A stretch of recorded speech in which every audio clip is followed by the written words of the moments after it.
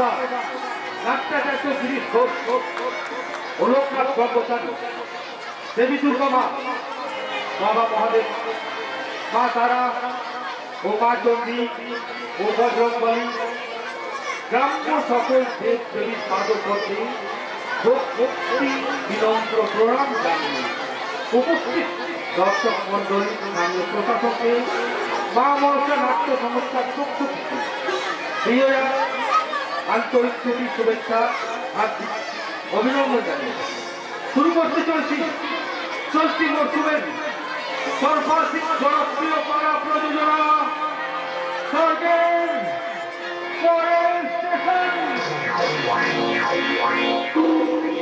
রচনা স্বর্গীয় ভৈরবনাথ গঙ্গোপাধ্যায়, নির্দেশনা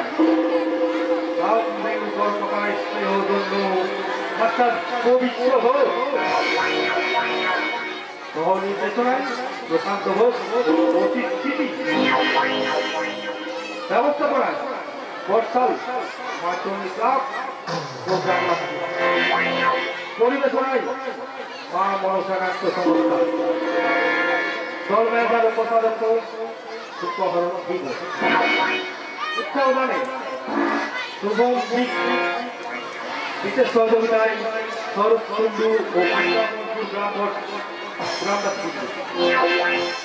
অভিনয়ে আজকের গল্পের নায়ক বিশ্বজিৎ ঘোষ, যাত্রার দ্রোণাচার্য সুপ্রহরণ ভীম, বৈষ্ণব অভিনেতা অসিত চিঠি, নরকমণি বরফ হলেন জয়দেব কুম্ভকার। বর্তমান যাত্রায় নটসূত্র সুবোধ কুম্ভকার ও অজিত ঘোষ। বর্তমান যাত্রার বরিষ্ঠ অভিনেতা ভজন কুম্ভকার। তথ্য অভিযোগ চিঠি মৃত্যুঞ্জয় ঘোষ, যাদব ঘোষ, পবিত্র কুণ্ডু ঘোষ, সন্দীপ কুম্ভকার। আবহ সঙ্গীত শম্ভু দাস। আলো ধ্বনি চাই পুরুষোত্তম গেস্ট হাউস। প্যান্ডেল মা তারা ডেকোরেটর রাজীব ঘোষ। সহসহায়ক মৃত্যুঞ্জয় ঘোষ ও জয়দেব কুম্ভকার। শুরু করছি মা মনসা নাট্য সংস্থা পরিবেশিত, ঈশ্বর রচিত, পবিত্র ঘোষ নির্দেশিত এক অশ্রু সজল সামাজিক যাত্রাপালা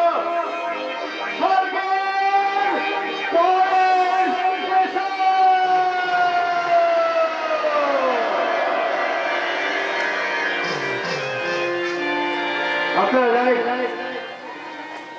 স্বর্গের পর স্টেশন কোনটা? আমাদের যাত্রাপালার মাধ্যমে প্রচুর করে দিচ্ছি স্বর্গের পর স্টেশন কোনটা। স্বর্গের চেয়ে বড় জন্মভূমি, জন্মভূমির চেয়ে মা, সেই যে আমার ঠিকানা। আমি মা ছাড়া কিছু জানি না, আমি মা ছাড়া কিছু বুঝি না, আমি মা ছাড়া কিছু জানি না। স্বর্গের চেয়ে বড় জন্মভূমি, জন্মভূমির চেয়ে মা, সেই যে আমার ঠিকানা। আমি মা ছাড়া কিছু জানি না, মা আমার মা, আমার মা, আমার মা, আমার মা।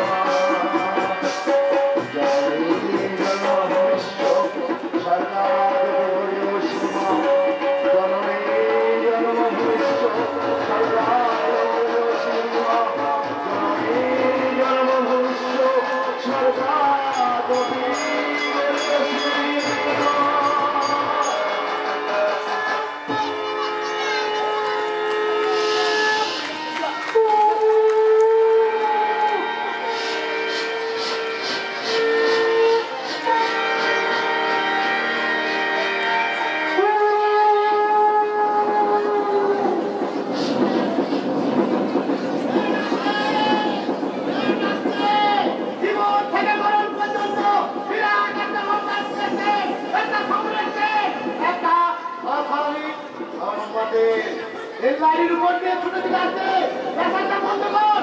আপনারা যদি কেউ ওই ট্রেনে চেপে যেতে চান তাহলে তাড়াতাড়ি টিকিট কাউন্টারে গিয়ে টিকিট করে নিন। দেরি করবেন না, শুনতে পাচ্ছেন না ওই ঘন্টা বাজছে। হন হন হন। করুন বলছি, আপনি পাগল নাকি? আমার ট্রেনের এগারো আমার কাছে চলে এসেছে। আপনি কে? আমি বিবেক। বিবেক? হ্যাঁ, আমার নাম বিবেক। এই হৃদয়পুরে ছিল আমার বাড়ি। আমার বাবার নাম ছিল সত্য, মায়ের নাম সুনীতি। কিন্তু এখন ঘর নেই, বাড়ি নেই, মা নেই, বাবা নেই, কেউ নেই। দ্বিতীয় বিশ্বযুদ্ধের আগে 1350 সালের মধ্যে এই সংসারের বাবা সত্যবাবু, এই সংসারের মা সুনীতি দেবী মারা গেছে। এই সত্য সুনীতির একমাত্র সন্তান এই বিবেক আজও কেঁদে বেড়ায় তার বাবার জন্য, তার মায়ের জন্য। বাবা বাবা।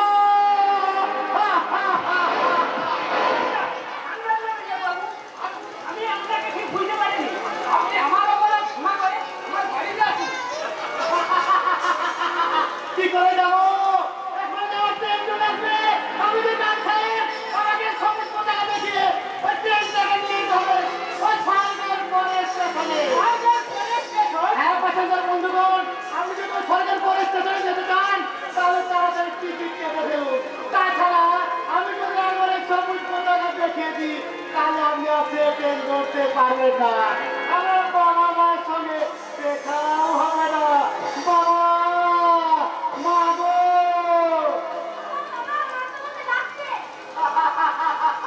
আমার গাড়ির 2 নম্বর প্যাসেঞ্জার চলে এসেছে।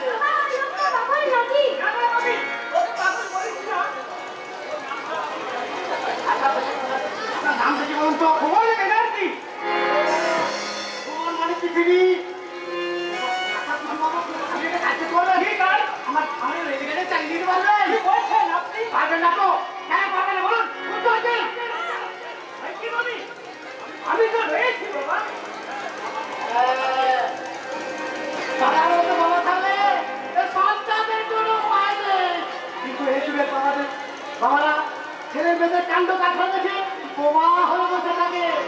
কাঠো দিতে পারে না, মা হতে লজ্জা করে। এগুলো মেয়েরা মায়েদের যদি কি বিদ্যাসাগর কিংবা আশুতোষ মুখের জন্মায় জন্মায় না, জন্মায় শুধু ক্যামেরায় ঝামেলার পর। তাই তো বলতো, ওই সরকারের মধ্যে ওই সবার মধ্যে আমি আছি। একজন বাবা আর একজন মা।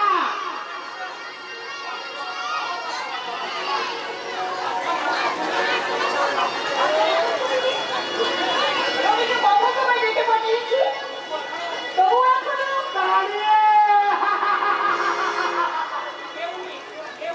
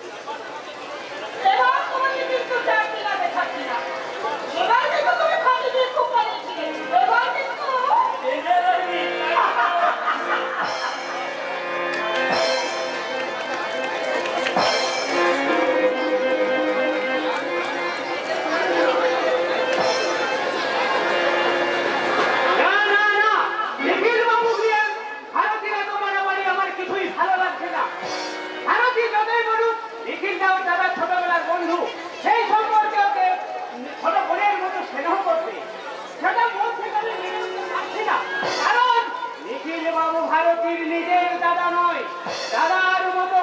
ওদের দুজনের সম্পর্কের মধ্যে একটা মতো আছে, ভাইয়ের মতো, বোনের মতো। আর ওই মতো সম্প্রদায় তাই আর আমি চুপ করে থাকবো না। ভারতীকে আজই আমি স্পষ্ট করে বলে দেবো। কি গো? কার সঙ্গে কথা বলছিলে? নিজের সঙ্গে। নিজের সঙ্গে বলতে কথা বলছিলে? ওরে ভারতী বলে, যে মানুষটার মনের গভীর গোপন কথা অন্য কাউকে বলতে পারে না, সেই মানুষের একান্ত নির্জনে নিজের সঙ্গে কথা বলে। কি বললে? কি বললাম বুঝতে পারবো না? আমার সঙ্গে কি কোনো কথা বলা হয় না? আমার সঙ্গে কি এমন? বাজার থেকে কি আর যাবে? বলো আমি। বাজার যাওয়ার নাম করে তুমি একটা থেকে শুরু করতে চাইছো। আমার প্রশ্নের উত্তরে দিয়ে যেতে চাইছো। হ্যাঁ তাই চাইছি। আমি জানি তুমি বুদ্ধিমতী, দুজন ছেলে না হলেও তোমার শরীরে রূপ যৌবনে কোনো অভাব নেই। আর আমি তোমার বলে টিউশনি করে সংসার চালালেও পুরুষ তো বটে। পুরুষকে বাইরে ঘরে কত বিচ্ছন্ন হতে দাও। তুমি মেয়ে ঘরের জানা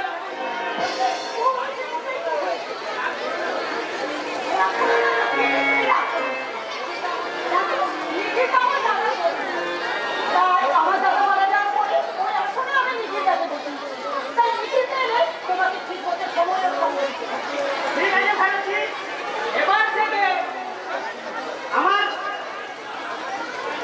আমাকে তুমি ক্ষমা করো ভারতী। আমার কোথায় তুমি কিছু মনে করো না। খুব হয়েছে মশাই, খুব হয়েছে। আর আপনার তো হবে না। হ্যাঁ তাই না, বাজারের সঙ্গে এটাই শব্দ আছে। সামনে দোকান থেকে জিনিসগুলো নিয়ে এসো, তারপরে তুমি যা চাইবে তাই হবে। কি মশাই, ঠিক আছে? আমার ঠিক না থাকলেও তোমার তো ঠিক আছে। ঠিক আছে। যাতে তোমার সব কিছু ঠিক থাকে আমি সেই ব্যবস্থা করছি। হ্যাঁ মানে আরো কাছে এসো এসো না, দূরে দূরে আর থেকো না।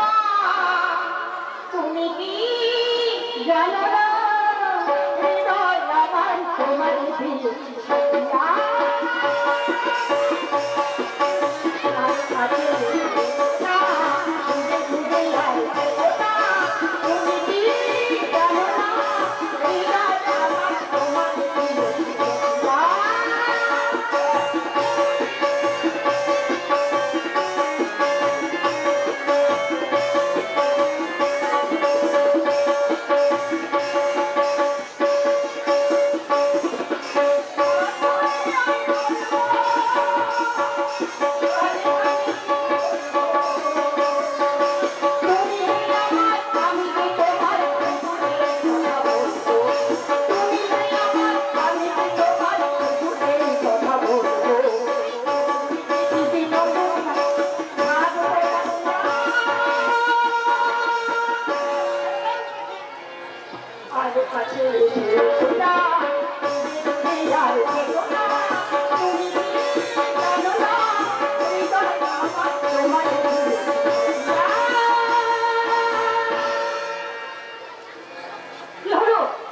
যে গানটা তুমি আমাকে শোনালে, সেই গানটা তোমার ওই দাদার মতো নিখিলদাকে শোনালে ব্যাপারটা জমতো ভালো। কি বললাম বুঝতে পারোনি? আজ নতুন নয়, অনেক দিন ধরে অনেক ভাবে তোমাকে আমি কথাটা বলেছি, কিন্তু তুমি কথাটার কোনো গুরুত্ব দাও না। কেন গুরুত্ব দেবো? আমি যে তোমার মধ্যে হীনমন্যতা ঢুকি। মুখ সামনে কথা বলতে ভারতী। তোমার অনেক অভিনয় ধরতে পেরেও আমি তোমাকে ক্ষমা করেছি। আমি কতদিন বলেছি ওই নিখিল বাবুর সঙ্গে মেলামেশা আমার ভালো লাগে না। ভাই বলে মেলামেশা তোমার ভালো লাগে না? তুমি না শিক্ষক, তুমি না ছাত্রদের অনেক শিক্ষা দাও, আর তোমার মনে এইরকম নোংরা চিন্তা। ক্ষমা করো ভারতী, আমার কোথায় তুমি কিছু মনে করো না। এই বিকাশের জানাই উৎসবের যন্ত্রণায় আমি আমার শুভবুদ্ধি হারিয়ে ফেলেছি। আমি বেঁচে আছি কিনা সেটা আমার সন্দেহ হয়। আর তুমি অনেক যন্ত্রণার মাটি দিয়ে মাঝে মাঝে আমি একটা ভালোবাসার প্রতিমা তৈরি করি। ওই নবীর মুখে ও মাছের বাচ্চা সোমের মুখ দেখে নিজেকে আমি স্বর্গ বানিয়ে নিয়ে ভাবি আমার কিছু না থাক,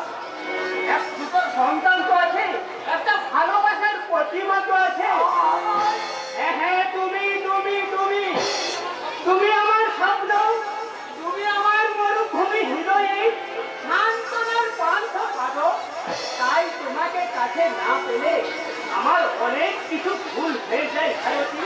যা যে ঘটনা ঘটে গেল নিখিলবাবু যেন জানতে না পারি। তুমি ভেতরে যাও, আমি এক্ষুনি বাজার করে নিয়ে আসছি। বেশি ভালোবাসলে বোধ হয় মানুষ এই রকমই ভুল করে। তাছাড়া নিখিল দেখবে আমি তোকে বেশি সময় দিতে পারি না। নিখিলটা আমার কাছ থেকে 1 মিনিট সময় চলে গেলে নিখিলটা এসে বলে এখানে একা একা দাঁড়িয়ে কি ভাবছিস রে বোন? অনেক কথা লিখেছা, সে তোমাকে বলা যাবে না। আচ্ছা, আমি তো জানতে পেরেছি ভুবনবাবু বিরক্ত। না, বিরক্ত হবে কেন? বড় তো খুশি হয়। কিন্তু না না, কোনো চিন্তা নয় দাদা। আচ্ছা, তোর সঙ্গে যেন নিখিলবাবু, তোর সঙ্গে যেন ওই ভুবনবাবু কি একটা তর্ক হচ্ছে। সে তোমাকে বলা যাবে না। কেন বলা যাবে না ভাবছি? মনে কর না, মনে কর আমি তোর বন্ধু। না, না, না, না, না। তুমি আমার বন্ধু হতে যাবে কেন? তুমি আমার দাদার বন্ধু দাদা। বন্ধু হচ্ছে এই শোন, তোকে একটা কথা। ঠিক আছে, আমি যাচ্ছি রবি। আমি সর্বসোনাকে নিয়ে আমি এক্ষুনি আসছি। ঠিক আছে, তুই তো আমার সাথে গল্প কর। আমি সর্বসোনাকে নেবো আর আসছি।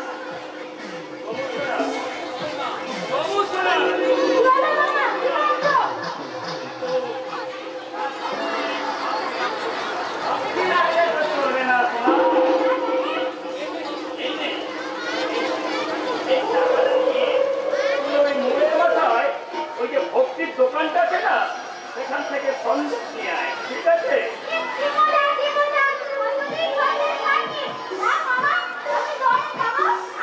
না না শোনা, তাড়াতাড়ি করবে না।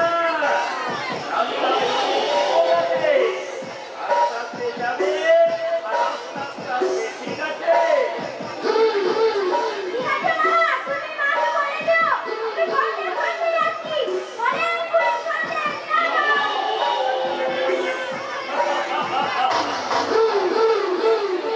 ওরের মোড়ের সন্দেশ।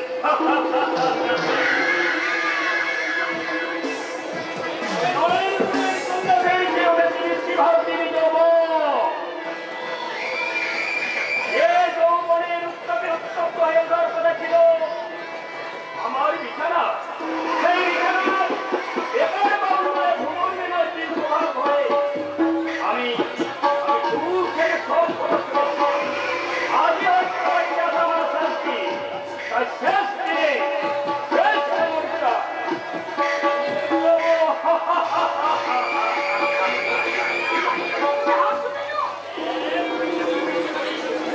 তোমাকে বুঝতে গেছি। হ্যাঁ দাদা, সর্বসোনা দুধ খাইয়ে ঘুমিয়ে পড়েছে। বাবা বাবা তারপর আমার কাছে এসে বল।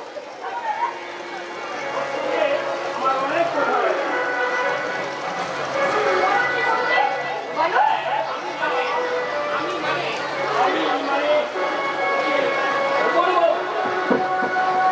ভুবনবাবু বাজারে গেছেন তো। হ্যাঁ, এক্ষুনি এসে যাবে। তার আগে ব্যাপারটা শেষ করতে চাই। কি ব্যাপার দাদা? রবি হ্যাঁ। সন্দেশ খেতে চাইছিল, তাই ওকে বাজারে পাঠিয়েছি। দাদা, এত পয়সা খরচ করবার কি দরকার আছে বলো তো? কাজের খরচনি করেনি ভারতী, তোর মুখের দিকে তাকিয়ে একান্ত হবে। একান্ত ভাবে? হ্যাঁ, যে কথাটা তোমার সামনে বলা যায়নি সেই কথাটাই তো বলতে চাই। কি কথা দাদা? আমি আমি আমি তোকে ভালোবাসি।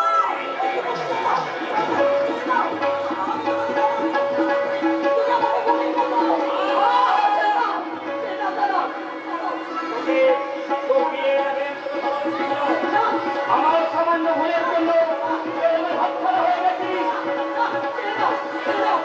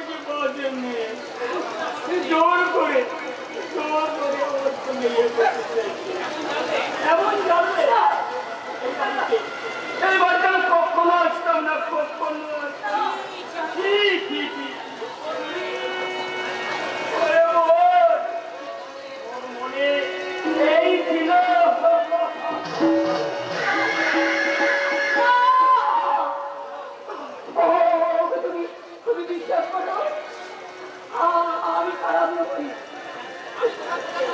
আমি তোমার কথা ভাবছি, আমি ভুল করেছি। তুমি বিশ্বাস করো আমি বুঝতে পারিনি লোকটা এমন জানোয়ার, আমি ভাবতে পারিনি ওই জানোয়ারটা এইরকম করেছে, তার মৃত্যু নিয়ে যাবে।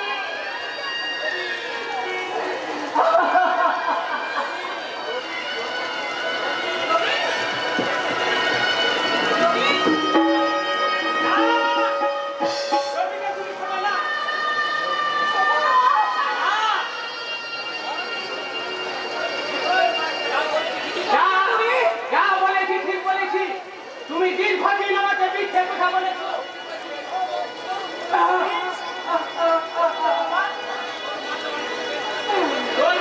বাড়ি থেকে বের করে দিয়ে ওই দরজাটা বন্ধ করে দে।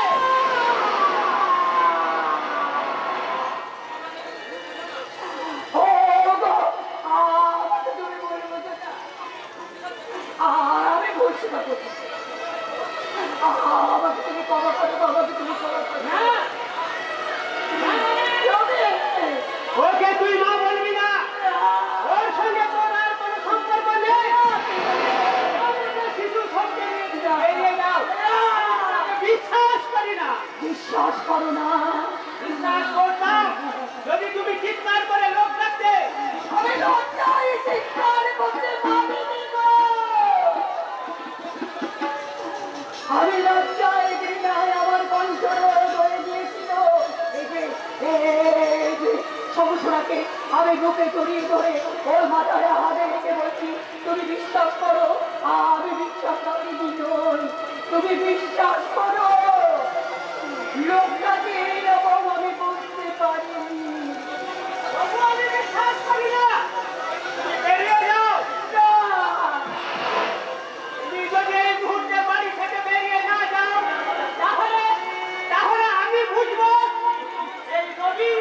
এই রবি আমার সন্তান, নিখিল বাবুর সন্তান।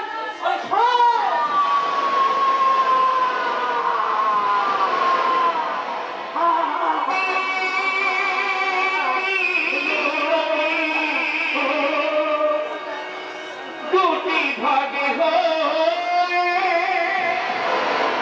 মিশে দুই মোহনা মিশেছি গঙ্গায়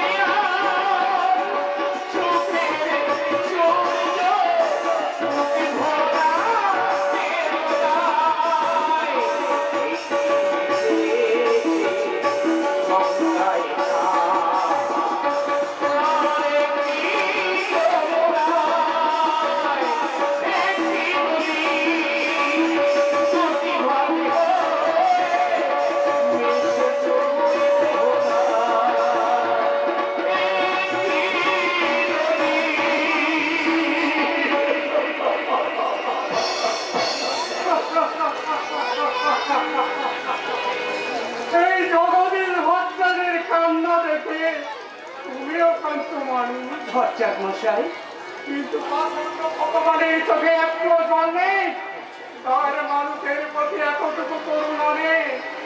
থাকলে সে আমার একমাত্র মেয়ে আরো থেকে আমার কাছ থেকে কেড়ে নিতে পারত না। ভগবান, তুমি যদি ছেলে মেয়ের বাবা হতে তাহলে বুঝতে একমাত্র মেয়ে আর বাবার মুখে কি যন্ত্রণা। আরতি,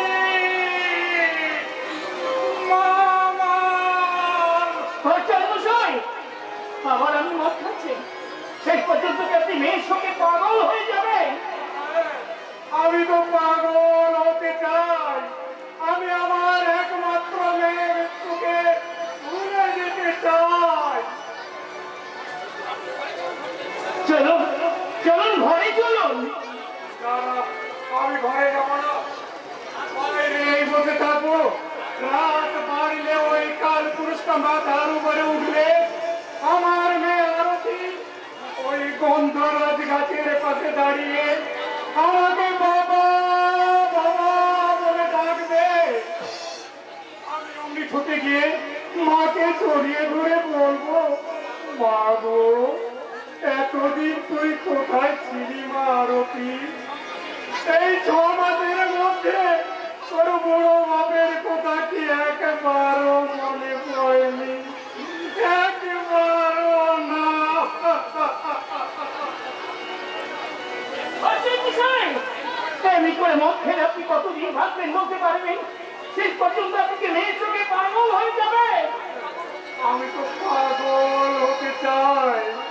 আমি আমার একমাত্র মেয়ে আরতির মৃত্যুকে ভুলে যেতে চাই। ভুলতে চাইলে কি ভোলা যায় ভট্টাচার্য মশাই?